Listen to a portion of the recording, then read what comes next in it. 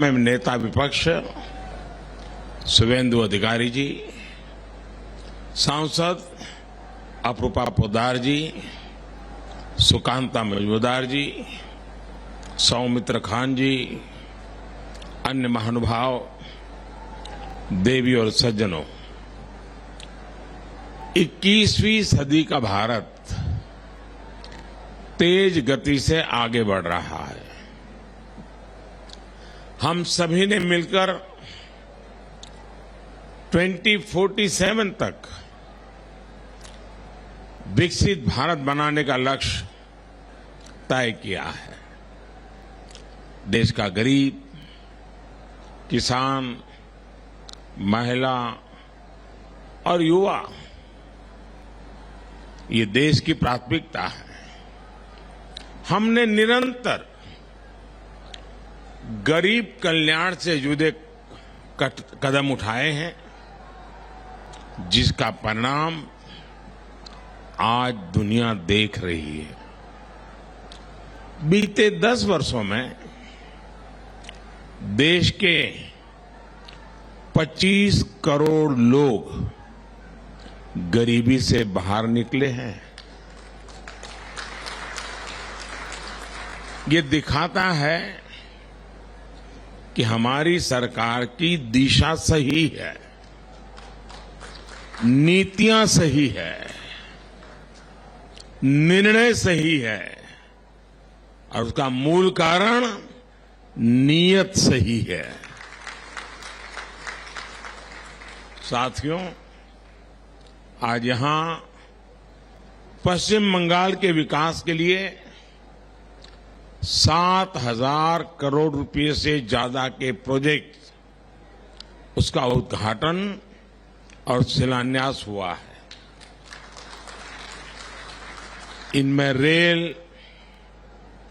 Port, petroleum और जल शक्ति से जुड़ी परियोजनाएं शामिल है।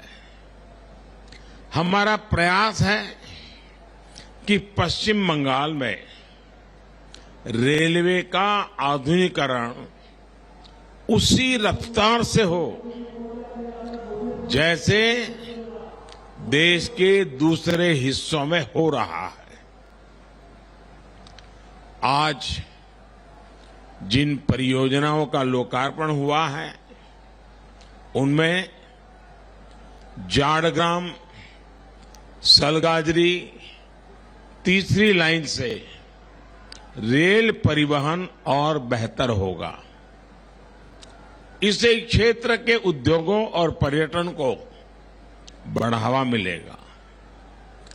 सौंदरलिया, चंपापुकुर और डानकुनी भट्टनगर बाल्टीकुटी रेल रूट, इस पर दोहरीकरण भी किया गया है।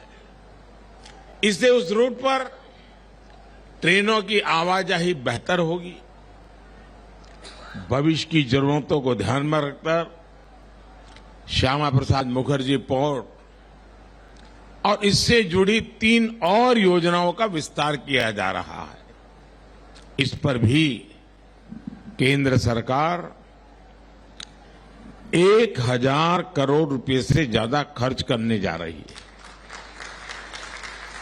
साथियों, भारत ने दुनिया को दिखाया कि पर्यावरण के साथ तालमेल बिठाकर विकास कैसे किया जा सकता है। हल्दिया से बरौनी तक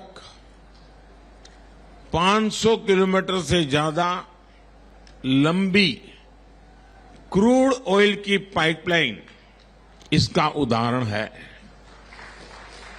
इसके जरिए क्रूड ऑयल को 4 राज्यों बिहार, झारखंड, ओडिशा और पश्चिम बंगाल से होते हुए 3 अलग अलग रिफाइनरी तक पहुंचाया जाएगा। इससे खर्च भी कम होगा और पर्यावरण सुरक्षा से जुड़ी चिंताएं भी कम होगी। आज जो पश्चिम मेदिनीपुर में एलपीजी बॉटलिंग प्लांट शुरू हुआ है, उसका लाभ 7 जिलों को होगा।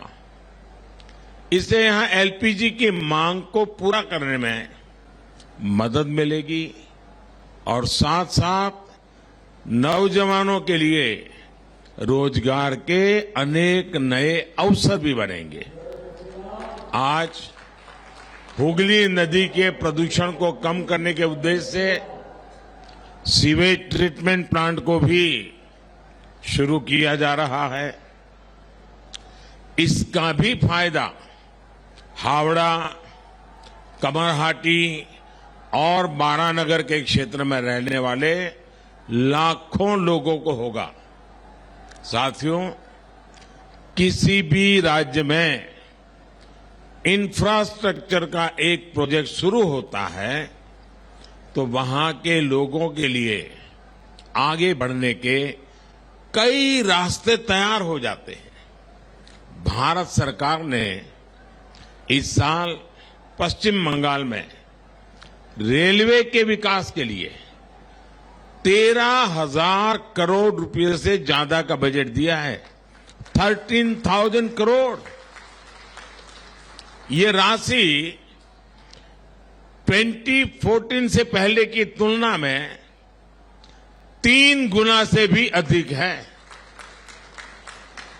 हमारा प्रयास है कि यहां रेल लाइनों का इलेक्ट्रिफिकेशन, यात्री सुविधाओं का विस्तार और रेलवे स्टेशनों का पुनर्विकास तेज गति से हो।